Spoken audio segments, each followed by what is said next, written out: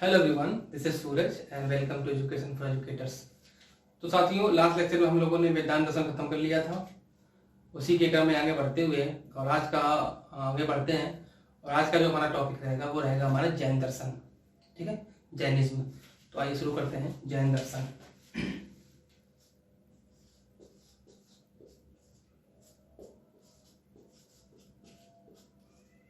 जैन दर्शन जैन दर्शन को समझने से पहले हम ये समझ लेते हैं क्योंकि जैन धर्म क्या है ना। आप लोग हिस्ट्री में पढ़ के आए होंगे ना, जैन धर्म बौद्ध धर्म। तो पहले ये समझते हैं कि जैन धर्म क्या है।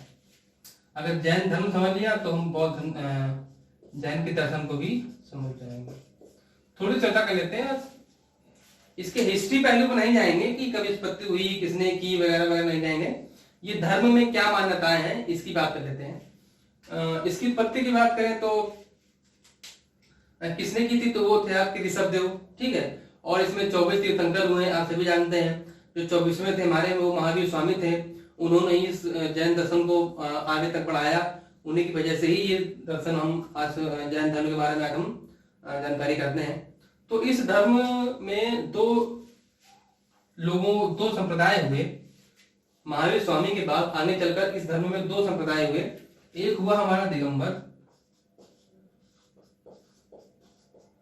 या यूं कह सकते हैं कि महावीर स्वामी के बाद से सब ये जो जैन धर्म है वो दो संप्रदायों में बढ़ गया, यानी कि दो अलग अलग विचारधाराओं में बढ़ गया।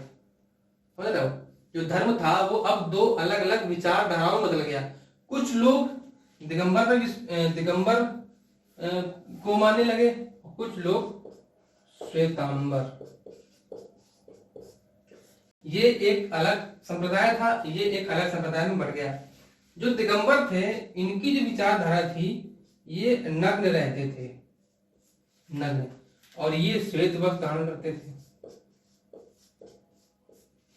श्वेत प्लस अंबर, श्वेतांबर बना हुआ है। श्वेत प्लस अंबर यानी कि श्वेतांबर, यानी कि श्वेत वस्त्र यानी कि सफेद कपड़े। और दिगंबर मतलब होता है नग्न रहने वाले। इनकी जो विचारधारा थी, भाई दर्शन क्या विचारधारा ही तो है। तो जो इनकी विचारधारा थी, ये मानते थे कि अगर कोई व्यक्ति मोक्ष प्राप्त करना चाहता है, अगर कोई व्यक्ति मोक्ष प्राप्त करने का इच्छुक है, तो उसको सबसे पहला काम क्या करना है, अपने शरीर से सारे कपड़ों का त्याग कर देना है। कपड़ों का त्याग करने के बाद उसको तपस्या में लीन हो जाना है। उसी तपस्या करते करते उसको मोक्ष की प्राप्ति, उसको ज्ञान की प्राप्ति होगी, और ज्ञान जिसको प्राप्त हो गई तो उसको मोक्ष की प्राप्ति भी हो जाएगी। इसके श्वेतांबर जो थे, इनके विपरीत थे। इनका कहना था कि क्या नहीं, मोक्ष प्राप्त करने के लिए ये जरूरी नहीं है कि आप सभी कपड़ों का त्याग कर दें। आप कपड़े पहन सकते हैं, और कपड़े कौन से पहन सकते हैं, जो कि होने चाहिए आपके सफेद रंग के। यानी कि जिन्होंने श्वेत वस्त्रों उपयोग पर बल दिया कि आप श्वेत कपड़े पहन सकते हैं, बाकी सारा काम सही है। मतलब बाकी सारा काम सेम है कि अगर आपको मोक्ष की प्राप्ति करनी है, तो आपको ज्ञान की प्राप्ति करनी है, तो आपको आराधना करनी पड़ेगी, आपको तपस्या करनी पड़ेगी। लेकिन तपस्या करने के लिए जरूरी नहीं है कि आपको नग्न नहीं रहना हो। इनके अकॉर्डिंग नग्न रहना जरूरी था, इनके अकॉर्डिंग श्वेत कपड़े आप पहन सकते हो। तो ये दो अलग अलग विचारधाराएं थी। इन्हीं विचारधाराओं ने ही क्या किया, दर्शन का रूप ले लिया। भाई पहले ये जैन धर्म के रूप में विकसित था। धर्म क्या था, ऋषभदेव ने इसकी उत्पत्ति की, मानने वाले थे, जैन धर्म मानने वाले थे। फिर आपके महावीर स्वामी जी आए, उन्होंने कुछ अपनी बातें बताई, है ना। तो ऐसे करते करते फिर दो भागों में बट गया ये दिगंबर और श्वेतांबर। एक हुए नग्न, एक हुए श्वेत वस्त्र धारण करने वाले। तभी से जब ये अलग अलग विचारधाराएं पैदा हो गई, तब फिर इसने किसका रूप ले लिया, दर्शन का रूप ले लिया। क्योंकि दर्शन क्या है, दर्शन विचारधारा ही तो है। जब हम किसी वस्तु के बारे में सोचना शुरू करते हैं, यानी कि हम क्या होगा, दर्शन पहुंच गए। ठीक है, तो ये था हमारा धर्म, मोटा मोटा धर्म था। वैसे हिस्ट्री में तो बहुत है, इसलिए ये हिस्ट्री टॉपिक नहीं है, हम फिलॉसफी पढ़ रहे हैं। फिलॉसफी में हल्का दर्शन धर्म बताया हमने। ये टॉपिक बहुत बड़ा है ना, इससे क्वेश्चन हिस्ट्री बहुत आता है, आप इसको पढ़िएगा अच्छे से। ठीक है, अब हम अपने मेन मुद्दे पे आते हैं। मुद्दा हमारा, हम पढ़ रहे थे जैन दर्शन। ठीक है, तो सबसे पहले समझते हैं कि ये जो जैन शब्द है, इसका अर्थ क्या है। ये जो जैन शब्द है, इसका जो मूल शब्द है वो है जिन। ये जो जिन है, ये इसका मूल शब्द है। इस जिन का अर्थ होता है विजय प्राप्त करने वाला, विजय प्राप्त, इस जिन का जो अर्थ होता है वो होता है विजय प्राप्त करने वाला, विजय प्राप्त करने वाला। ठीक, जिन का अर्थ होता है विजय प्राप्त करने वाला। अब विजय किस पर प्राप्त करनी है? ये दर्शन के, जैन दर्शन के अनुसार विजय किस पर प्राप्त करनी है?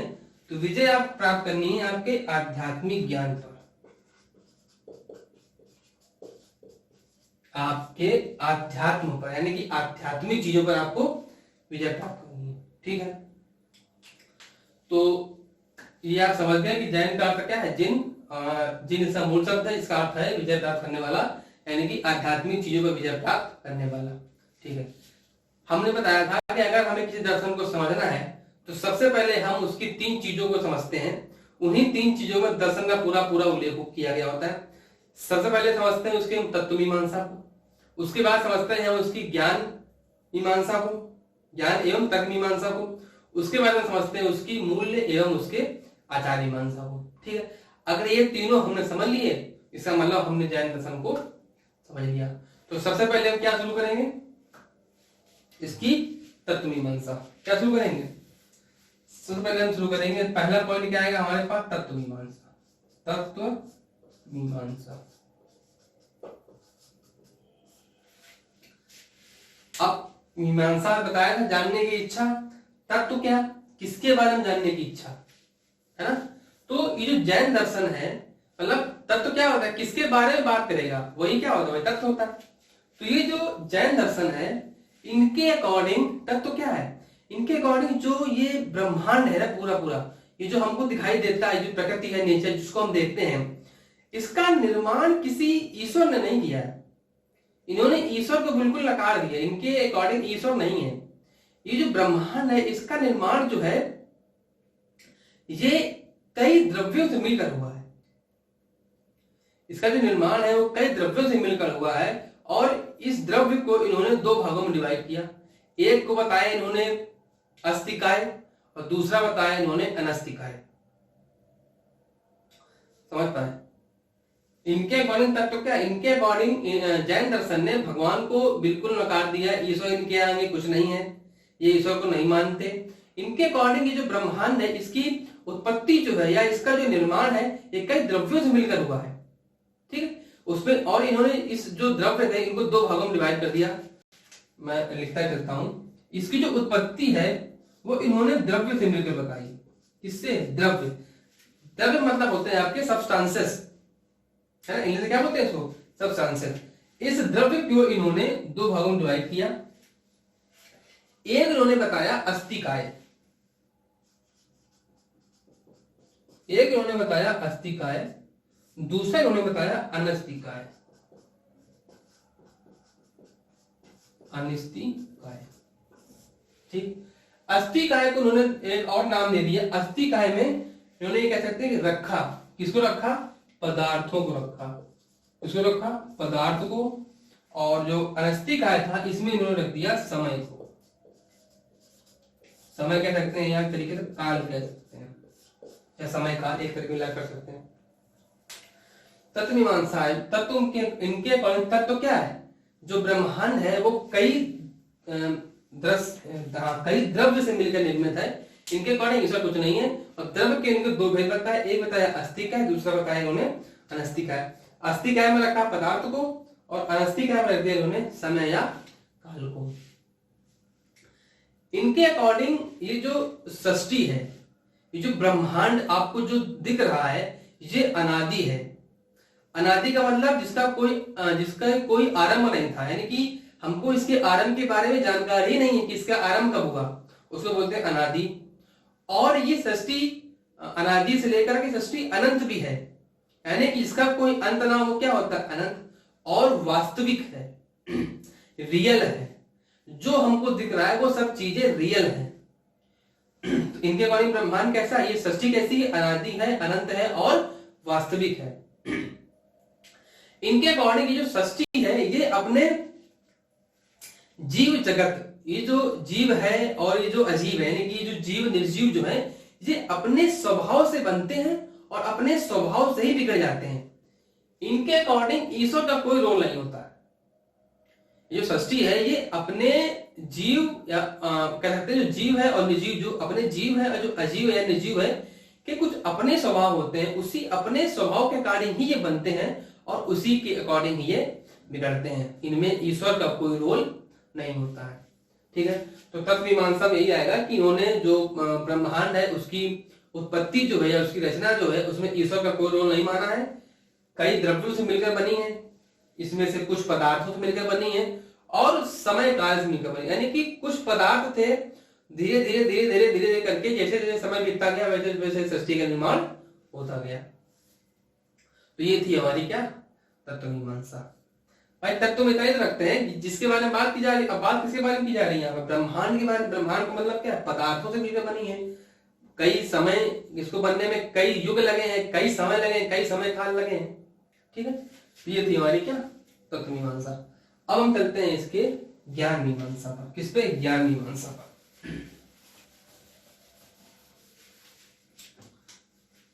सेकंड है इसका ज्ञान एवं तर्क मीमांसा। ये थोड़ा सा आपको समझना पड़ेगा, ज्ञान एवं तर्क मीमांसा। ज्ञान एवं तर्क मीमांसा, ये वाला सा बनेगा, आई थिंक ये वाला सा ही बनेगा। ठीक है, देख लीजिएगा कौन सा बनता है, ज्ञान एवं तर्क मीमांसा। ठीक है, इनके अनुसार ज्ञान क्या है, इनके अनुसार ज्ञान क्या है, इनके अनुसार ज्ञान वही है जो इन्होंने द्रव्य के भेद बताए थे, दो, एक अस्तिक है और अनास्तिक है, उसके विषय में ही जानकारी प्राप्त करना इनके अकॉर्डिंग क्या है, ज्ञान है।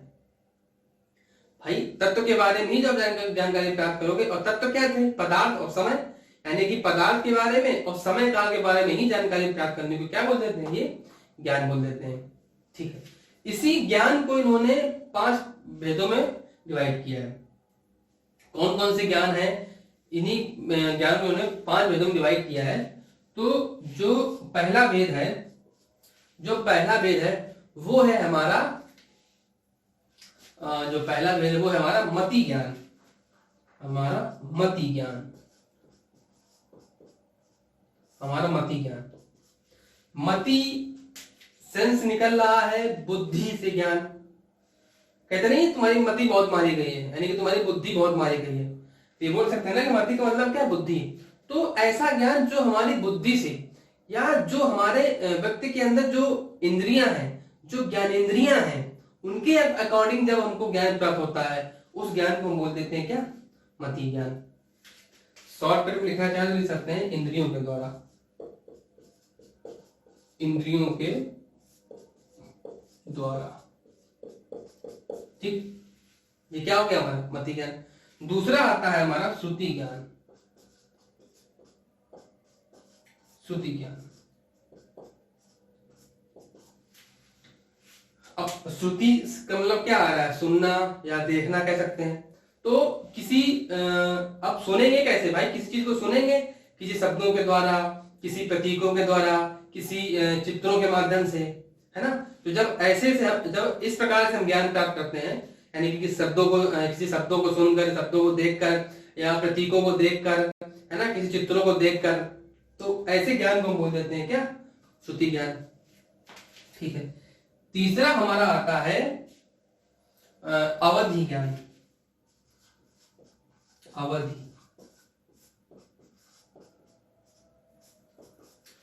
ज्ञान। अब अवधि का मतलब क्या होता है, अवधि का मतलब होता है आपके समय काल से। तो ऐसा ज्ञान जो किसी एक पर्टिकुलर देश, भाई बड़े व्यापक शब्द में आ जाएगा ना, अवधि मतलब बहुत बड़े समय काल में, तो किसी देश से परे हो, जो ज्ञान किसी देश से परे हो या किसी समय से परे हो, ऐसे जब हमको ज्ञान प्राप्त होता है तो उस ज्ञान को हम कहते हैं अवधि ज्ञान। ठीक, चौथा पॉइंट हमारा आया है मनः पर्याय ज्ञान। मनः पर्याय ज्ञान, चौथा हमारा होता है मनः पर्याय ज्ञान। चौथा होता है क्या, मनः पर्याय ज्ञान। ये आपको विजुअल में हो रहा होगा, मनः पर्याय ज्ञान। मनः पर्याय ज्ञान क्या होता है, जब व्यक्ति किसी दूसरे के भावों को, किसी दूसरे के विचारों को, किसी दूसरे के ज्ञान को जब जानता है, ऐसे ज्ञान को हम बोलते हैं मना पर्याय ज्ञान। जब कोई व्यक्ति किसी दूसरे व्यक्ति के विचारों को, किसी दूसरे व्यक्ति के भावों को, जब किसी दूसरे व्यक्ति के अंदर जो ज्ञान है उसको जब जानने की कोशिश करता है, जब उसको जानता है, तो ऐसे ज्ञान को उन्होंने कहा है मना पर्याय ज्ञान। ठीक, जो पांचवा है, आई थिंक यहां तक नहीं दिख रहा होगा आपको, ये पहला हो गया, ये दूसरा हो गया, ये तीसरा हो गया, ये चौथा हो गया, पांचवा यहां लिख देते हैं। जो पांचवा है वो है इनके हिसाब से कैवल्य ज्ञान। कैवल्य ज्ञान, कैवल्य ज्ञान, ये जो कैवल्य ज्ञान है ना, यही इन्होंने सर्वोच्च ज्ञान कहा है। ये जो कैवल्य ज्ञान है, इस ज्ञान को जैन दर्शन में सर्वोच्च ज्ञान कहा गया है। अगर कोई व्यक्ति इस ज्ञान को प्राप्त कर लेता है ना, तो फिर उसको किसी अन्य ज्ञान की आवश्यकता नहीं होती, फिर वो परम सिद्ध हो जाता है, परमेश्वर एक तरीके से ईश्वर के बराबर हो जाता है। उसको सभी केवल ज्ञान का मतलब है जितना सृष्टि में जितना ज्ञान भरा पड़ा है सब अगर किसी व्यक्ति ने प्राप्त कर लिया तो कह सकते हैं उसको केवल ज्ञान की प्राप्ति हो चुकी है। यानी कि जितना भी ज्ञान है अगर वो आपने प्राप्त कर लिया तो उसी ज्ञान को हम रखते हैं किसमें, केवल ज्ञान में। यानी कि ये सर्वोच्च ज्ञान की संज्ञा दी गई इसको।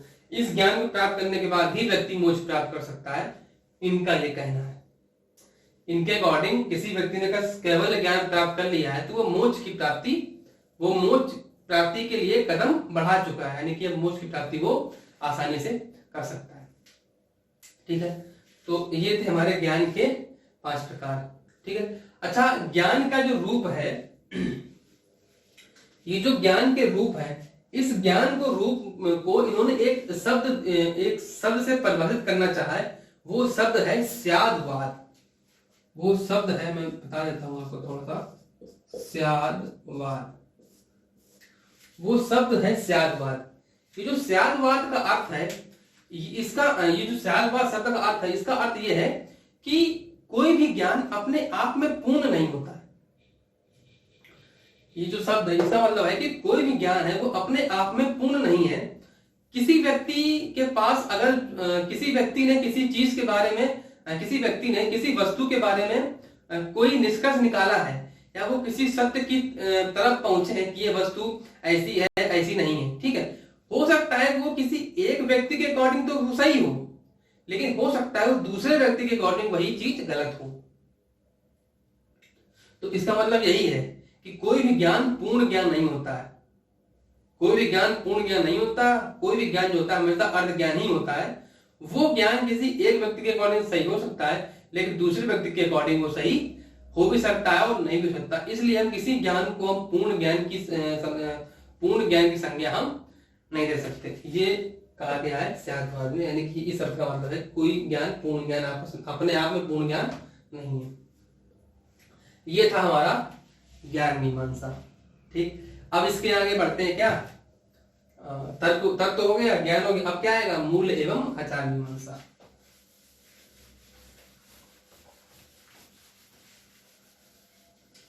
इसको थोड़ा अच्छे समझिएगा, मूल एवं आचार मीमांसा। तीसरा हमारा क्या था, मूल एवं आचार मीमांसा। मूल एवं आचार मीमांसा। मूल एवं आचार मीमांसा। ठीक, मूल्य, ये जो जैन दर्शन है ना, इसके जैन दर्शन के अनुसार जो मनुष्य है, मनुष्य का अंतिम उद्देश्य क्या है? मनुष्य का अंतिम उद्देश्य है मोक्ष की प्राप्ति, यानी कि कैवल्य ज्ञान की प्राप्ति, मोक्ष की प्राप्ति करना, इसका क्या अंतिम उद्देश्य। अब मोक्ष की प्राप्ति कैसे होगी?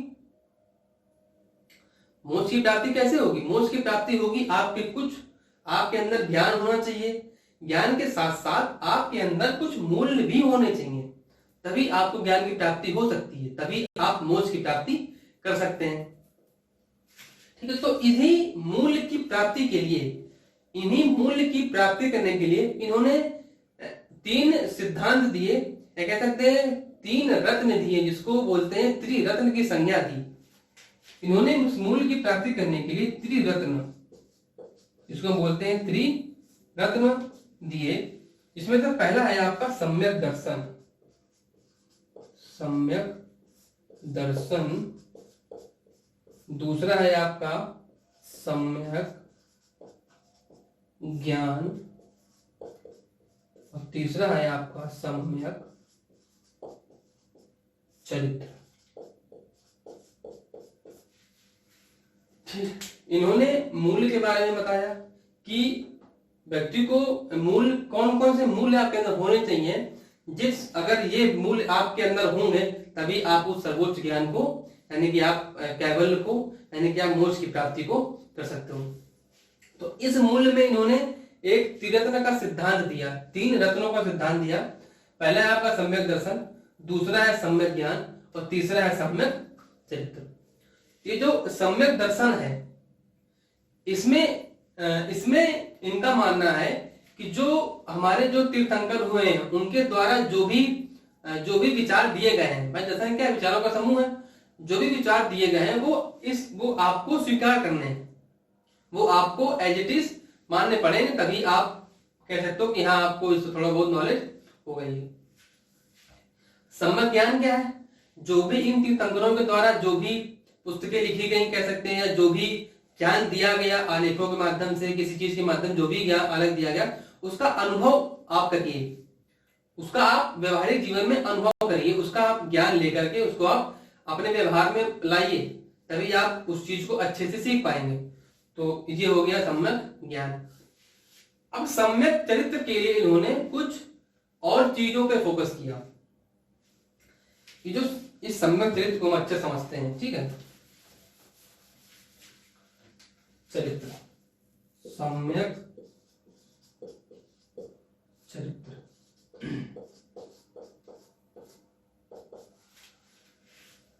इन्होंने ये कहा कि दर्शन ठीक है, दर्शन आपने विचारों को सीख लिया कि क्या विचार है हमारे जैन धर्म के, और क्या हमारा ज्ञान है ये भी आपने सीख लिया।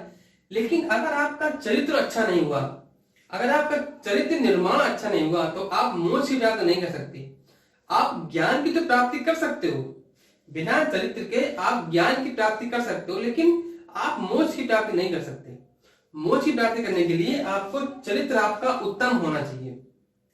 अब ये चरित्र कैसा होना चाहिए, इस पर उन्होंने 5 महाव्रत दिए, जो कि महावीर स्वामी ने एक 5वां दिया, लिख लेते हैं, ठीक है। तो उन्होंने 5 महाव्रतों को दिया। क्या दिया? 5 महाव्रत, 5 महाव्रत, उन्होंने 5 महाव्रत। सबसे पहले क्या दिया? सत्य। सब आप पढ़ चुके हो, हिस्ट्री में आपने पढ़ा होगा। सत्य, अहिंसा, सत्य, अहिंसा, अस्तेय, अपरिग्रह, सत्य, अहिंसा, अस्तेय, अपरिग्रह, और 5वां था ब्रह्मचर्य। ठीक, ये जो 4 थे ये पहले शायद पार्श्वनाथ जी ने दिए थे, और जो 5वां था वो हमारे महावीर स्वामी जी ने जोड़ा था। ठीक है, तो इस दर्शन के अनुसार चरित्र निर्माण करने के लिए 5 महाव्रतों को दिया। कौन कौन से होने चाहिए आपके अंदर, अगर आपको मोक्ष की प्राप्ति करनी है, क्योंकि मनुष्य का अंतिम उद्देश्य क्या है? मोक्ष। अच्छा, मोक्ष क्या है? मोक्ष की प्राप्ति वो है कि आप अपने सांसारिक दुखों से दूर हो जाना। सांसारिक दुखों से दूर, यानी कि आप सांसारिक दुखों से सब चीजों को छोड़ छाड़ के एकदम आप सन्यासी बाबा बन जाएंगे, ये कहने का मतलब है। तो एक व्यक्ति के अंदर कौन कौन से मूल होने चाहिए? उसके अंदर सत्य होना चाहिए, यानी कि सत्य बोलने वाला होना चाहिए। हमें किसी से झूठ बोल के उसको दुखी नहीं करना है, ठीक है, ये मूल है, हमें हमेशा सत्य ही बोलना है। इनके अकॉर्डिंग वो बात गलत है कि अगर किसी झूठ बोलने का किसी का घर बस रहा हो तो वो झूठ नहीं होता है। ये आज के परिपेक्ष में ठीक है, लेकिन इस दर्शन के अकॉर्डिंग गलत है। हमें सत्य ही बोलना है, चाहे वो व्यक्ति मर जाए, उसका कुछ भी हो जाए, लेकिन हमको सत्य ही बोलना है। ये इसके अकॉर्डिंग, यानी कि इन दर्शन के अकॉर्डिंग। उसके बाद क्या है? अहिंसा। सत्य, अहिंसा गांधी जी के प्रमुख हथियार थे, है ना। और इन्हीं से ही प्रेरित थे वो भी कहीं ना कहीं, तभी ईश्वर का अहिंसा में वो भी चले। पहला क्या सत्य बोलना चाहिए, दूसरा क्या अहिंसा, यानी कि जीवों की हत्या हमको नहीं करनी चाहिए। किसी बेचारा कोई जीव है उसकी हत्या करके हमको क्या मिलेगा, वो भी इस दुनिया में है, वो भी इस दुनिया का तरीके से सब्सटेंस है, एक तरीके से पदार्थ है, उसको भी निर्माण किसी ने कहीं ना कहीं से हुआ है, तो उसको मारने का अधिकार हमको किसी ने दिया नहीं है। तो हमको अहिंसा करनी चाहिए, यानी हिंसा नहीं करनी चाहिए। अहिंसा परमो धर्म है ना, अहिंसा ही हमारा परम धर्म है। इसके बाद तीसरा था अस्तेय। अस्तेय का मतलब होता है चोरी न करना, यानी कि हमें किसी दूसरे की वस्तु को चुराना नहीं है, ठीक है। चोरी करना इनके अकॉर्डिंग क्या है, महापाप है, गलत है, चोरी नहीं करनी। फिर आपका आता है अपरिग्रह। अपरिग्रह मतलब होता है ज्यादा वस्तुओं का संग्रह ना करना। मतलब इनके अकॉर्डिंग ये है कि आप एक मनुष्य को जितनी नीड है, जितनी चीजों की आवश्यकता है, उतनी ही वस्तुओं को अपने पास रखें, बाकी सबका वो त्याग कर दे। जैसे अगर कपड़ों की बात करें तो एक बदन को ढकने के लिए सिर्फ 2 जोड़ी कपड़ों की आवश्यकता होती है। एक आप जब नहाएंगे तो जो पहने धुल के डाल देंगे, दूसरा आपने आप पहन लेंगे, फिर उसको आप जब धुल के डालेंगे तब वो आप पहन लेंगे, मतलब ये क्रम दोहराइए आप, ठीक है। तो सही ढकने के लिए 2 कपड़ों की आवश्यकता होती है। ज्यादा घर में टांगने से कोई लाभ नहीं होता है। इनका कहना यह है कि हमको कपड़ों की या किसी भी वस्तु की ज्यादा संग्रह करना ठीक नहीं है। उतना ही अनाज रोज लाइए, रोज खाइए, इनके अकॉर्डिंग, ठीक। ब्रह्मचर्य तो आप अभी जानते ही हैं कि हमको शादी ब्याह से दूर रहना है, और गृहस्थ जीवन मतलब नहीं जीना, जो गृहस्थ का जीवन है वो हमको नहीं जीना है। ब्रह्मचर्य का पालन करना, यानी कि हमको भगवान में सेवा करनी है, वही सब चीजें है कि साधु बाबा बनना है, सन्यासी बनना है, ठीक। तो इनके अकॉर्डिंग ये 5 इंपॉर्टेंस मूल थे। इसके अलावा इन्होंने 4 कसायों की बात की, 4 कसायों की, 4 एक शब्द है कसायों। अभी पता नहीं शब्द का मतलब तो मुझे नहीं पता है कसायों, लेकिन इन कसायों में इन्होंने 4 चीजों को रखा। पहला रखा इन्होंने क्रोध। क्रोध ये तो आप सब जानते ही होंगे, क्रोध, मोह, लोभ, और एक क्रोध, मोह, लोभ, एक आप बोल सकते हैं कि अहंकार। अहंकार, ठीक है। तो 5 महाव्रत दिए कि आपको सत्य, अहिंसा, अस्तेय, परिग्रह, ब्रह्मचर्य का पालन करना चाहिए। उसके बाद 4 कसाई दिए। क्रोध, व्यक्ति को क्रोधी नहीं होना चाहिए, क्योंकि कभी देखा हमने साधु बाबा को क्रोध आ जाए, जो जिनके पास सर्वोच्च ज्ञान होता है वो क्रोधी नहीं होते हैं, उनको किसी चीज का मोह भी नहीं होता है। अगर आप किसी वस्तु के बारे में ज्यादा लगाव रखे रहेंगे तो आप उससे अलग ही नहीं हो पाएंगे। भाई ज्ञान प्राप्त करने के लिए आपको तपस्या करनी पड़ेगी, और तपस्या करने के लिए आपको लोगों से अलग होना पड़ेगा। अगर आपको मोह बना रहेगा तो आप लोगों से अलग हो नहीं पाओगे, और जब अलग नहीं हो पाओगे तो तपस्या करने में आपका मन लगेगा नहीं, और जब मन लगेगा नहीं तो आपको ज्ञान की प्राप्ति कैसे होगी। इसलिए मोह से भी दूर होना चाहिए। लोभ भी नहीं, लोभ मतलब क्या, भाई वस्तुओं का संग्रह नहीं करना चाहिए, आपको लोभी भी नहीं होना चाहिए, और अहंकार भी नहीं करना चाहिए। ज्यादा ज्ञान अगर आ गया है तो आपको अहंकार नहीं होना चाहिए। आपने देखा होगा जिसके पास जितना ज्यादा होता है वो उतना ही विनम्र होता है। ये मैंने भी ऑब्जर्व किया है कि जितना जिसके पास बहुत पैसा होगा या बहुत ज्ञान होगा वो उतना ही विनम्र स्वभाव का होता है, वो उतना ही लोगों से बहुत अच्छे से बात करेगा। जिसके पास थोड़ा सा भी पैसा आ जाता है उसके आप तेवर बदल जाते हैं समाज में, उसके वो एकदम सोचता है कि हम ही ब्रह्मा है, मतलब हम ही विष्णु है, हम ही महेश है, मेरे अलावा कोई है नहीं दुनिया में। तो अहंकार भी नहीं होना चाहिए, ना आपके ज्ञान का होना चाहिए, ना ही आपको आपके पैसे का होना चाहिए, ठीक। तो ये सारा जो तत्व मीमांसा, ज्ञान मीमांसा, मूल मीमांसा थी, ये सभी था हमारा जैन दर्शन, ठीक। अब अगर मोटा मोटा हम बात करें या इसको डेफिनेशंस में डालें कि अगर आपसे पूछ दे कि बताओ बेटा जैन दर्शन क्या होता है, तो इतना तो नहीं बताओगे ना, कि देख के बताओगे। तो आप ये कहोगे कि जैन दर्शन एक ऐसी भारतीय विचारधारा है जो इस ब्रह्मांड को द्रव्य से निर्मित मानती है। इनके अनुसार ईश्वर नहीं है, ये एक तरीके से कह सकते हैं कि नास्तिक धर्म है, नास्तिक धर्म है, या मतलब ईश्वर को नहीं मानते हैं। ये इनके अकॉर्डिंग ईश्वर कोई बहुत ऊंचा व्यक्ति नहीं है, इनके अकॉर्डिंग ईश्वर को भी बन सकता है। जो भी इस केवल ज्ञान को प्राप्त कर लेगा, जो भी इस मोक्ष को प्राप्त कर लेगा, जो भी इन सभी सिद्धियों को प्राप्त कर लेगा, उसी को हम ईश्वर घोषित कर सकते हैं। क्योंकि ईश्वर का मतलब इनके अकॉर्डिंग कोई सृष्टि चलाने वाला नहीं है, सृष्टि अपने आप में ही चल रही है। जैसे बताया गया सृष्टि आदि है, अनंत है, वास्तविक है। इस सृष्टि अपने में ही जीव जो जीव निर्जीव है ये अपने स्वभाव से बिगड़ते हैं, अपने स्वभाव से ही निर्मित होते हैं। और इनके अकॉर्डिंग जो मनुष्य का अंतिम उद्देश्य है वो है क्या, ज्ञान की प्राप्ति, यानी कि मोक्ष प्राप्त करना। ठीक है, तो ये था हमारा जैन दर्शन। आई होप आपको पसंद आया होगा। अगर पसंद आया हो तो लाइक करें, सब्सक्राइब करें और चैनल को शेयर भी करें ताकि और ज्यादा लोगों तक पहुंच पाए। Thank you, thanks for watching me.